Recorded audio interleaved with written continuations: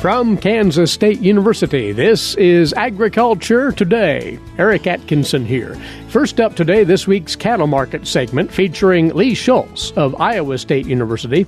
Lee will share his outlook for cattle prices in 2019, and he'll comment on the possibility that the USDA cattle inventory report could be postponed or canceled. Then K-State's Ajay Sharda will talk about his recent evaluation of field planter downforce control systems. That'll be the topic he'll address at the upcoming Kansas Agricultural Technologies Conference, co-sponsored by K-State later this week. And on this week's 4-H segment, further ahead, Jeff Wickman visits with K-State's Amy Sollock about a publication that walks 4-H youth through the various steps of project goal setting. All this and more right here on Agriculture Today. Hamburgers, roast, ribs, steak, or whatever you prefer. Beef, it's what's for dinner. Kansas cattle farmers produce 7.5 million head of cattle per year. It takes about 7 tablespoons of peanut butter to get the same amount of protein in 1 serving of lean beef. Support your local Kansas farmers and ranchers. Eat beef. This message was brought to you by the K-State Animal Sciences Leadership Academy participants.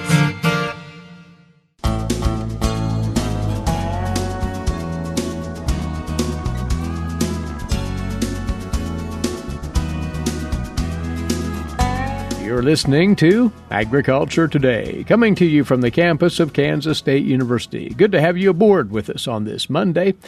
For our cattle market segment this week, though, we go down the line to Iowa State University and talk with livestock economist there, Lee Schulz, who has pulled together his thoughts on the cattle market outlook and the competing meats outlook along with that for 2019. And we do want to dwell on that quite a bit, Lee, as we visit here. Quickly, though, this past week's trading, futures market finished in a pretty firm standing last week, didn't it? It did. We did see quite a bit of support when you look at the near-term contracts. I think it's difficult to really determine where that momentum comes from as we're coming off really a shortened week the previous week. But I think it overall shows that the demand situation is holding up, and there's not been too many surprises in the market that would dictate downward pressure on prices. I would caution, as we looked at box beef prices, they're seeing a little bit of weakness, as we would expect, given post-holiday purchases have already been made. So they are waning kind of seasonally already, and so that is a bit of caution for the fed cattle market. But I think where the market's trading at right now is pretty reasonable. Cash trade has been limited, but I think that's just a really divergence between where the bids are currently and where the asks are currently. They'll come together, but it's just taking a little bit more time here early in January. Well, as we finished out 2018 and now have moved into the new year, stability in this market has been encouraging for the market moving forward. It is, and I think it's given producers a lot of opportunity to offset some risks that we really could see here in 2019, especially for the first half of the year. As we've seen some strength in fed cattle prices, I think that's allowed producers to lock in some rather profitable margins, especially as we look at April and May time period, as well as maybe even offset what could be lower prices as we get into the latter part of 2019. And we will expand on that in just a moment. To this matter of the partial government shutdown and the fact that has put the USDA, at least many functions, on the sidelines, including commodity reporting and just about anything to do with agricultural numbers. Bringing this up because due out later this month and only a couple of weeks from now, actually, would be the semi-annual cattle inventory report from the USDA. And the market leans on those numbers out of that report fairly heavily every year. But now the status of its release is in limbo, Lee. It is, and really the longer we go with the government shutdown, I think the concern is we not only get postponement, but possibly cancellation of some of these reports, and really the inability to fill that back in. Now, I've heard people put out there that, this is a statistical catastrophe, and I think there's some some truth in that when you look at really looking at the long-term viability of using these data series is compromised, because if we don't get the data, it has an impact on kind of looking at year-over-year trends and even kind of longer-term trends in the industry. When you look at the timing of this partial government shutdown and the reports that it impacts, I think it really is a negative situation that it comes here in January. As we're looking at the cattle inventory report, they would have been sending out the surveys shortly after January 1, because that's the benchmark for that report, and collecting data now, and then the report would have came out later in January or February, whatever the particular date is. That's not occurring now. Mm-hmm. And it's not just the cattle inventory report, because we also have the cattle on feed reports, and we also have slaughter data that's not being released, as well as a magnitude of other quantity data out there. You could point to export, that data is not being released. And so, I think it kind of all coalesced together to be a timing as well as just the missing data. Well, just to put this in context, how reliant is the market on that cattle inventory report? What is its value to the market? Well, I think the inventory numbers and production data, I like to look at that as a little bit more medium to long term. So again, this is a partial shutdown, and unlike October 2013, we are still seeing the price data. So USDA's Ag Marketing Service is still operational, and they're releasing price data. Back in 2013, that was not the case. And so producers rely on that individual transaction data that's aggregated and released by AMS in price discovery. And so that's used in multiple formulas.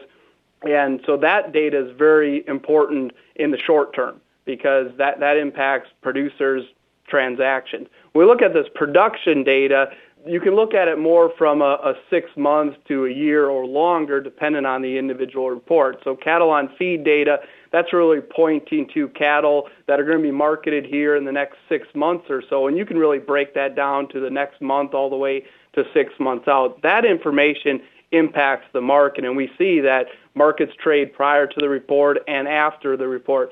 Cattle inventory report is a little bit different in the sense that it's looking much longer term. So you're getting the calf crop from 2018. You're getting heifer replacement numbers that'll impact beef production in the next 2 years or so. So it's much longer term, but also very important to the market, as we see markets react to that information even in the short term.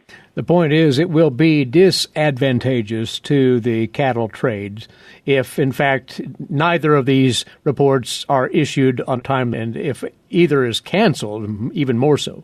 And I think what happens in an environment like this is that the markets trade the news rather than the reports or the actual data. So you can point to the trade data. I think would be a great example in the current environment. Trade data is not being released from ERS, the Economic Research Service of USDA, and so we're not able to see what that trade data is suggesting, even though that data is lagged. But what you are reacting to is news of shipments going to particular countries or the lack thereof. So I think that is maybe inducing a bit more volatility in the market, because we don't have both sides of that coin. We only have the news of trade rather than what the data is that backs it up. Speaking of trade, that's a great segue into your outlook on 2019, and you've posted this on the Iowa State University website. Trade tensions bring uncertainty to the markets, and that is going to be in play as a factor, it would appear, for a while yet, Lee. Trade has to be on the top of the list of factors we're watching and factors that can impact, surprisingly, here the markets in 2019. When you look at supply numbers, I think those are pretty well bid into the market and not too much of a surprise to individual producers, analysts, or just folks watching the numbers. It's not a surprise that we have record production of red meat and poultry. So far, we've seen the demand be able to absorb that additional production, and that's put us at prices probably larger than we would have expected given where the supply levels are at. 2019, we need to continue to see that demand strength because across each sector of the industries, if you look at pork, beef, or poultry, all are projected up here in 2019. Now, I think it's really intuitive to look at the pork situation where exports are expected up 8%, but that number could be much different depending on these trade tensions, trade deals that do occur in 2019. And primarily, you have to look at Mexico and China for any real movement in those export numbers. And of course, China and to a lesser extent Mexico are the attention grabbers, but there are other markets that will remain pivotal to the beef cattle trade for sure in 2019. You point to South Korea for one. There are others out there as well that will demand attention. Well, and beef, I think, is really a case can be made that 2018 was tremendous from the beef industry and the demand profile when you look at exports and how we did see strength in exports, and that supported prices. We came into 2018 expecting modest growth in beef exports, and I think the expectation of that modest growth was because we were going to see lower prices because of that increased production. We actually seen increase of 12% by volume exports, and prices were even higher. That shows you how strong demand was for U.S. beef. Here, as we look at 2019, I think it's again suggesting modest growth of exports, but what we've learned the last couple of years is we were surprised by those early forecasts and what we actually did realize in the marketplace. I think that can only be exhausted to a certain point, but I think even right now suggesting modest export growth, that's bid into the markets, and if we do see stronger than expected, we could potentially see stronger prices. But the flip side of that is we could see export market growth wane for several reasons, and that could lead to lower prices. Always a pleasure to get your perspectives on the cattle trades, Lee, and we will touch base once again quite soon. Thanks to you. Thank you. Lee Schulz with us on Agriculture Today. Lee is a livestock economist at Iowa State University, and we'll return with more here on the K-State Radio Network. What is radon? Home exposure to radon gas is the leading cause of lung cancer death in the United States for non-smokers. In Kansas, 1 in 4 homes will test at or above the EPA action level. The Surgeon General recommends all homes be tested and fixed if necessary. Visit kansasradonprogram.org for more information. Test, fix, save a life. This message brought to you by the Kansas Radon Program, the Kansas Association of Broadcasters, and this station.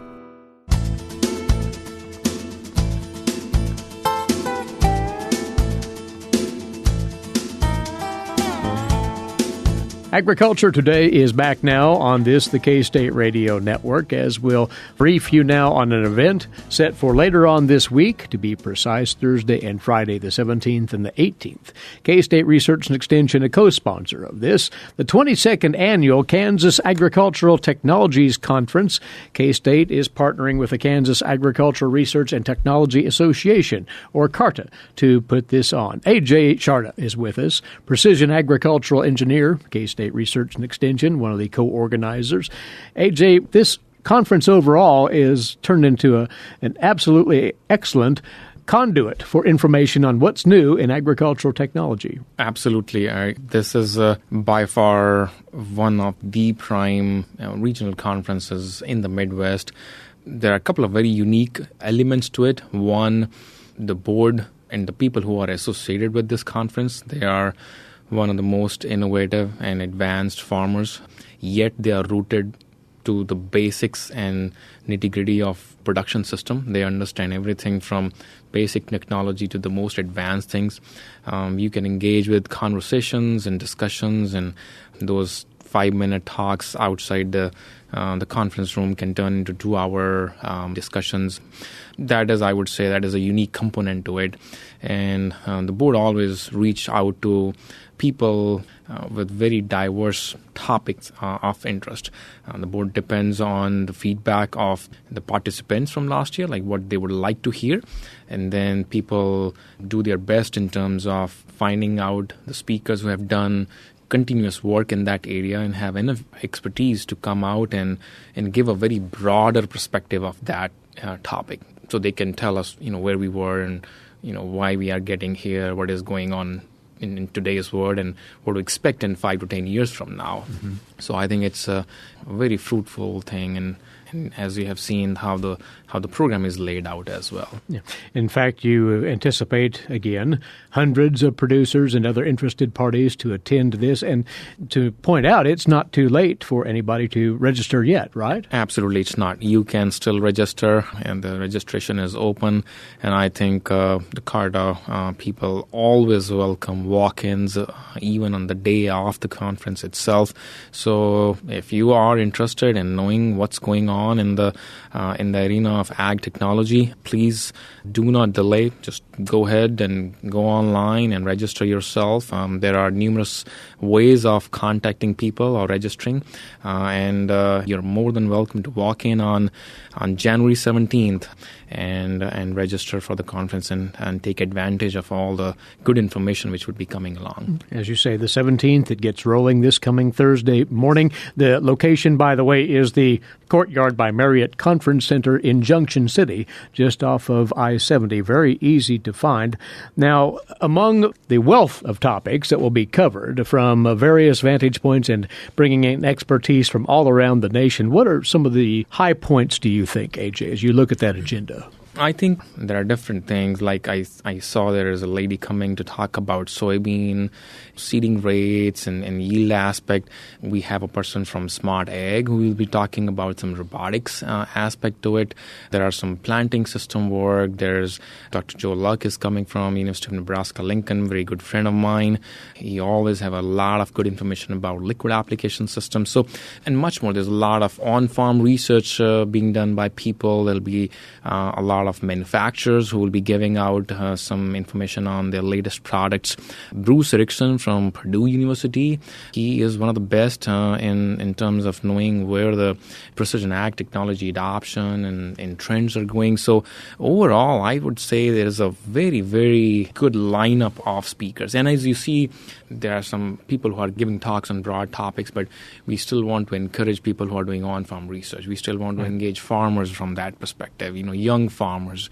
So there's a variety of things that will be happening there. And obviously, the sponsors will have their booth set up, and you'll have all 2 days to visit with them and talk about any knowledge or information you need on those specific technologies.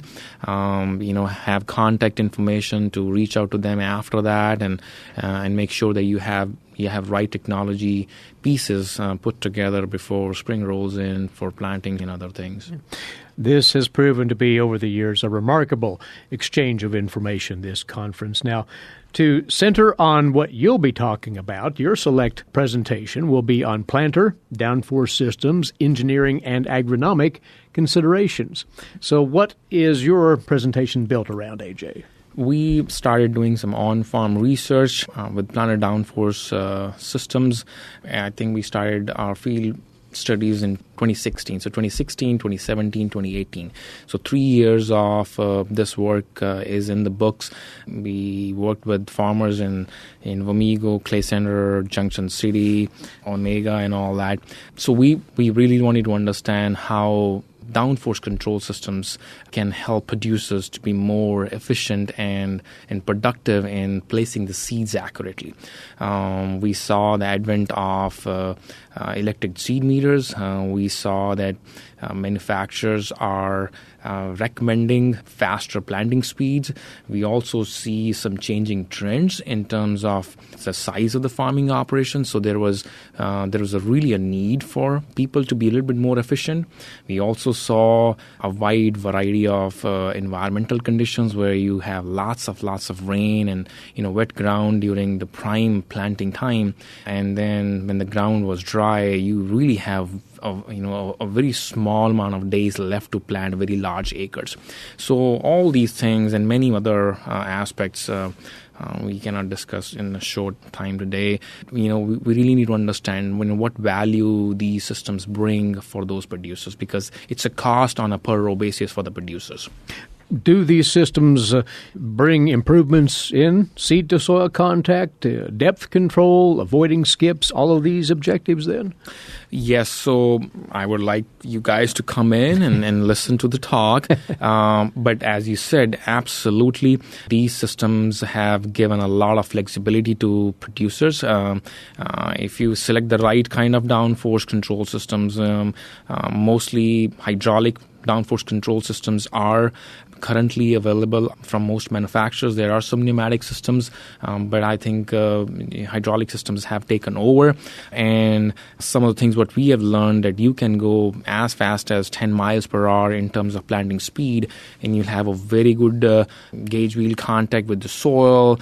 You know, your trench is formed very nice in terms of the seeding depth you would like to achieve, and your seed to seed spacing is spot on in terms of what you see with 4 or 5 or 6 miles per hour planting speeds. So given you selected the right system and you implemented the technology in a right manner in terms of selecting the right target gauge wheel loads and all that, at least from our study, and I can also vouch from the studies around different other states, that you will get a very good seed spacing and seeding depth at a very wide planting speeds. Yeah, at 10 miles per hour is simply 10 miles per hour. Fascinating. It is fascinating, to be honest, when we saw some of the results. And like I said, it's an on-farm research, and we have gone out, and over these years, we have dug out thousands and thousands of seeds. We have a crew of 10 or 15 people. They sit all day, and all they do is dig out seed and get to the bottom of what the seeding depth is.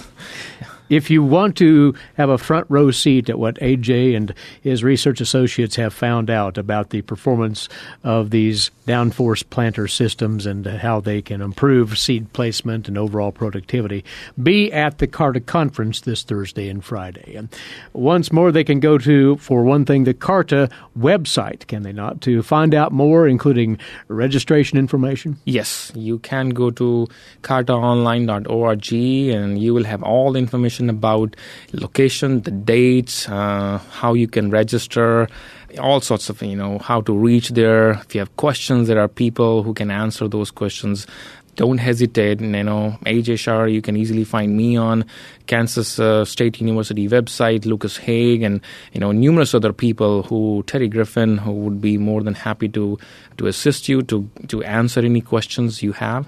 We'll be very happy, because this is your conference. We would like you guys to come in and see what's going on, and also give valuable feedback for the next conference, what you would like to see to be present next year and the next. So your valuable participation and feedback is very important for this conference to keep going, and also give us ideas on what do we need to do at K-State.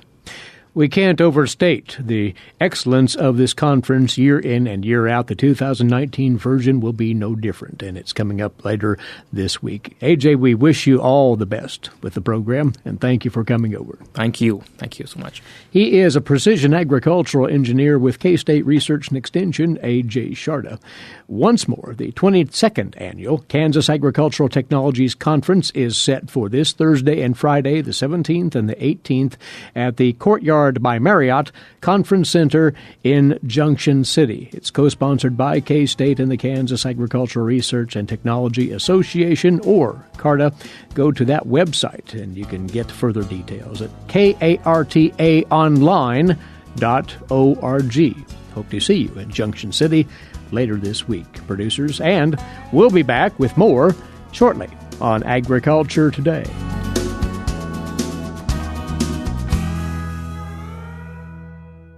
While many people know hunger is an issue in developing countries, it is also a problem in our own backyards. In 2010, 1 in 7 Kansans struggled to put adequate food on the table. 2 K-State Research and Extension programs are tackling this problem. The Family Nutrition Program and Expanded Food and Nutrition Education Program reach thousands of Kansans in more than 70 counties. They learn how to eat healthy with a low budget. For more information about these programs, visit ksre.ksu.edu.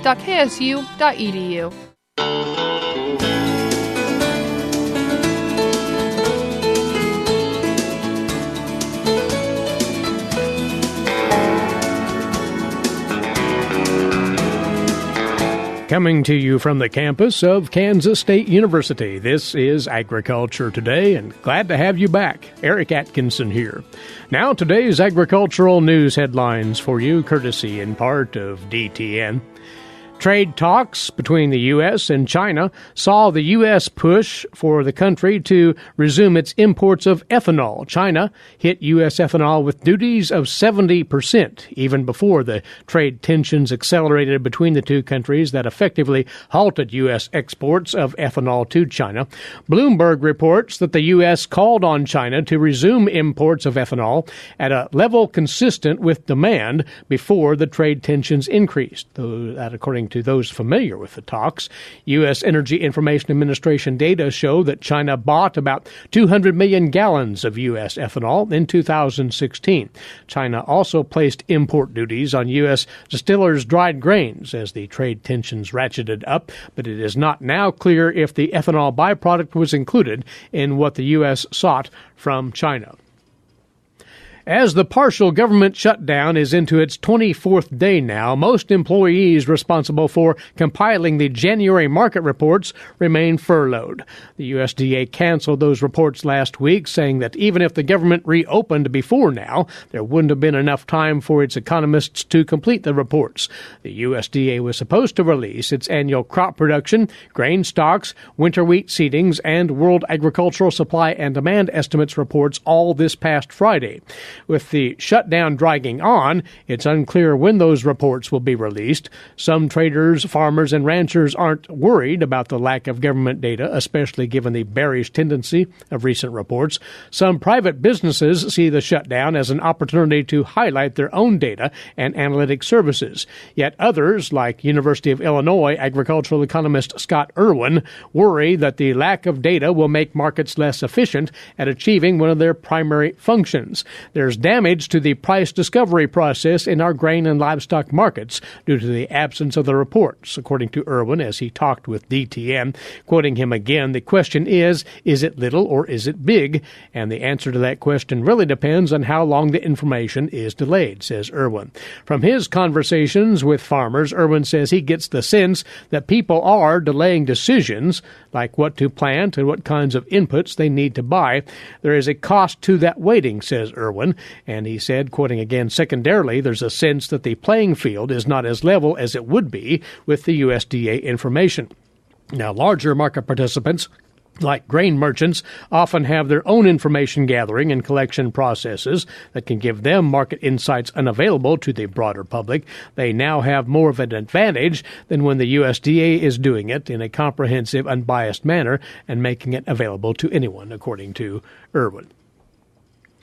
Want to remind you once again of some important activities coming up this week, co-sponsored by K-State Research and Extension, including the annual Cover Your Acres Winter Conference. K-State and the Kansas Northwest Crop Residue Alliance are hosting the 15th annual conference for you producers and consultants tomorrow and Wednesday, that at the Gateway Center in Oberlin. As always, this conference highlights the latest technology, methods, and conservation practices to improve crop production in the Northwest region. And this year, it will feature university specialists and industry representatives discussing the following topics: a fresh look at High Plains irrigated soybean management, adjuvants and their effectiveness on herbicides and tank mixes, current financial status of Northwest Kansas farms, dryland corn hybrids, seeding rates and planting dates, and getting peak performance from paraquat among the topics there. Also, some sessions on land values and rental rates, managing insect resistance in corn, Palmer amaranth management, remediation of eroded high pH hilltop soils, and the top 3 mistakes in Northwest Kansas wheat production to be covered. Then there will be a producer panel discussion as well. Now, the same programs we offered both days at the conference. Registration begins at 7:45 in the morning each day, the educational sessions ending at 5 o'clock in the afternoon. There will be a special session Tuesday evening where attendees can visit with industry and university specialists over hors d'oeuvres. The cost, $65 per day. That conference fee includes lunch, morning and afternoon refreshments, and the educational materials. The program offers a total of 10 continuing education unit credits. credits for certified crop advisors and 4 CEUs for commercial applicators. Again, the 2019 Cover Your Acres Winter Conference starting tomorrow and continuing through Wednesday. For more information, go to northwest.ksu.edu. That's northwest.ksu.edu. And quickly to remind of some activities that we told you about last week, the soybean production schools to be conducted by K-State, 2 of which are set for this week, 4 of which are set for this week, the 15th tomorrow in Wichita and Parsons, the 16th Wednesday in Paola and Holton. Contact the local extension offices in those locations for more information. Now it's on to this week's edition of Tree Tales. Awaiting is K-State Forester Ryan Armbruster. Ryan? Like many of you, I stave off the chills of winter by heating my home, in part, with firewood. In my opinion, there's just nothing like wood heat, whether it's from a traditional open fireplace, potbelly stove, or modern forced air wood stove. But heating with wood invariably means that firewood will come into the house, and with firewood often comes insect passengers. Firewood is often harvested from trees that are declining or past their prime, as we usually don't choose vigorous, healthy trees in the woods when we're cutting for firewood. Native borers are often found in these declining trees, doing their job of accelerating the carbon cycle in the woods. Many of these borers will overwinter in the tree, waiting until warm spring weather to emerge. When we cut down those trees and bring them into our warm homes as firewood, we occasionally fool those borers into emerging early, and we have unexpected insect guests in our homes. Fortunately for us, those borers pose no threat to us or to anything in our homes. While common firewood insects such as the red-headed ash borer, painted hickory borer, or the locust borer may seem intimidating at first as they mimic wasps with their yellow banded appearance, they are beetles, not wasps, and as such cannot sting us. Firewood that is stored for longer periods of time may occasionally have powder post beetles in it, and these beetles are a risk for unfinished solid wood products in the home. But you can limit the risk by not storing firewood indoors for more than just a couple of days. And while native borers can be a harmless nuisance in the home, we need to remember that firewood can also contain much more serious threats, such as the emerald ash borer, Asian longhorn beetles, walnut twig beetles, and more. So it's best to avoid moving firewood long distances to limit the chances of also moving threats to our woodlands and trees. I'm Ryan Armbruster, Forest Health and Conservation Forester with the Kansas Forest Service, and this has been another Tree Tale. Thanks, Ryan. Coming up next, Jeff Wickman with this week's 4-H segment here on Agriculture Today. Legal and financial concerns surround the day-to-day management of the agricultural industry.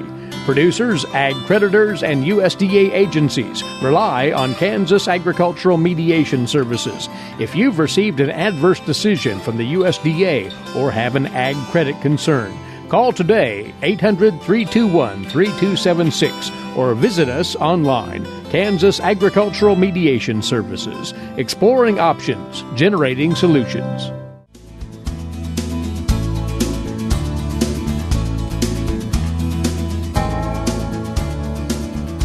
Welcome back, and thanks for joining us on Agriculture Today. I'm Jeff Wickman.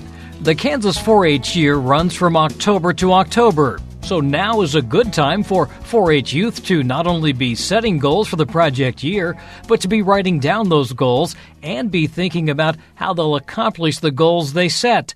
Kansas 4-H has a publication that can assist youth in this process. Southwest Area 4-H Youth Development Specialist Amy Sollock says the goal is to help youth be more intentional about their project learning. Amy, not unusual this time of year for people to be talking about goal setting. Oftentimes it deals with weight loss and some other things, but in the 4-H realm, it actually is something that you encourage them to do all of the time for their projects. Yes, that's right. We think it's really important to kind of establish a roadmap for where the kids want to go with their project during the 4-H year, and it's always helpful to have some goals established at the beginning of the 4-H year. There is a new publication that deals with ways that youth can set those goals, and it's a process that they can just kind of get walked through. Yeah, it's very easy to just sort of take this worksheet and work through it and get some goals on paper. And, you know, a little history on it. We had a growing concern that a number of our kids across the state were writing goals sort of after the fact. they'd look back on the year and kind of think about what they had wanted to learn. And so this worksheet was an attempt to sort of write those goals first, sort of direct their year of learning in each one of their 4-H projects. It's very user-friendly, very, very easy to sit down and complete. And it really starts out by just talking about the importance of setting goals. Right. So how do you know where you want to go? What do you want to learn? Just like if you're going to take a trip, you don't know where you're going if you don't have the map. So let's figure out what you want to learn, what new things you want to learn that you didn't, accomplish last year, who's going to help you along the way. And by having those in place, then it's sort of a no-fail experience, and you're setting yourself up for success.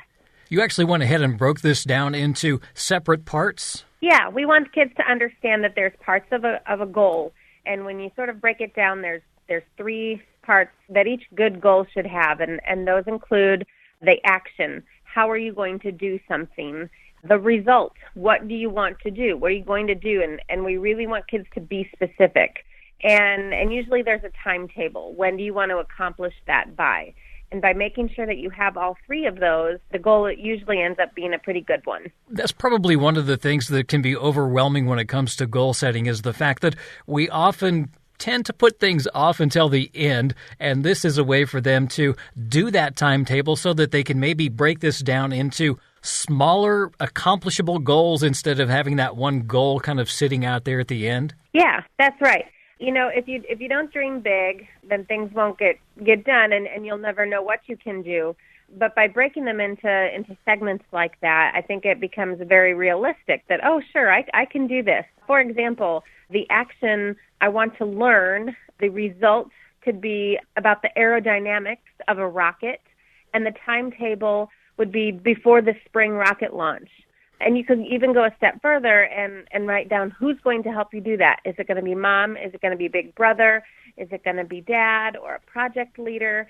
And by breaking it down like that, you think, oh, okay, well, I can do that. That's something that I can accomplish. Is it something where they actually set dates, or is it just kind of a way for them to work through and be able to tell whether or not they're kind of on pace? Yeah, it's more of a pace-setting thing, not specific dates. Sometimes, if there are specific events that they want to accomplish something by, then they might have an actual date or a deadline. But in general, it's just kind of a target, by summertime or by February. So it's not necessarily a deadline, more of a target. The other thing I find interesting is finding out who is going to help them with this, because sometimes that can really be daunting, just trying to figure out, okay, who can I go to? And if you wait till the last minute, that can be even harder. Absolutely. And and most folks know that 4-H volunteers, those screened adult volunteers, are really sort of the backbone that keep our program going. And our kids are definitely better because of their involvement and their inspiration. So we want kids to form those healthy relationships with adults, and that's where the learning takes place, right? So whether it's a parent or a 4-H volunteer, a project leader, a club leader, an extension agent, we're definitely looking out for our young people and want them to attain their goals.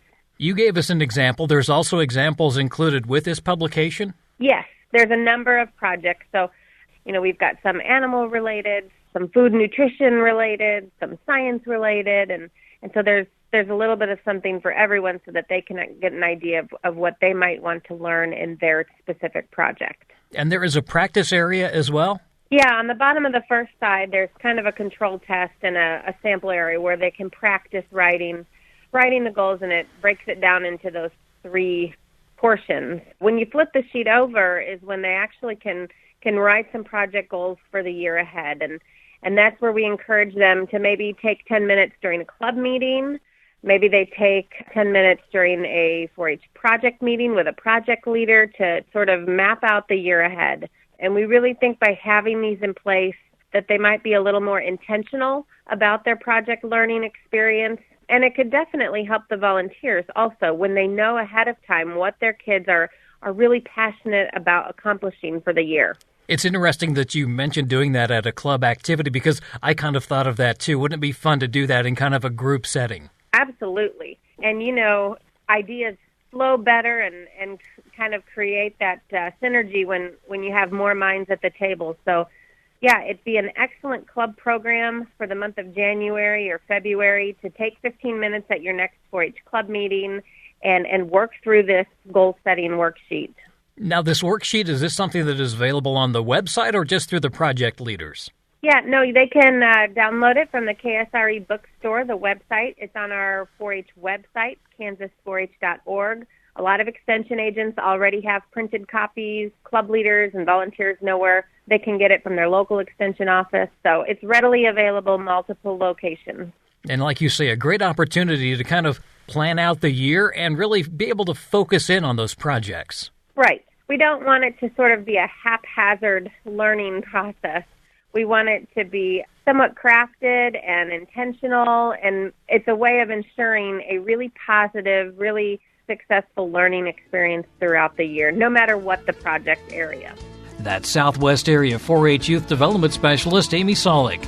To get a copy of the publication, go to kansas4h.org, search online for Setting 4-H Project Goals, or simply contact your local extension office. And that'll do it for this edition of Agriculture Today.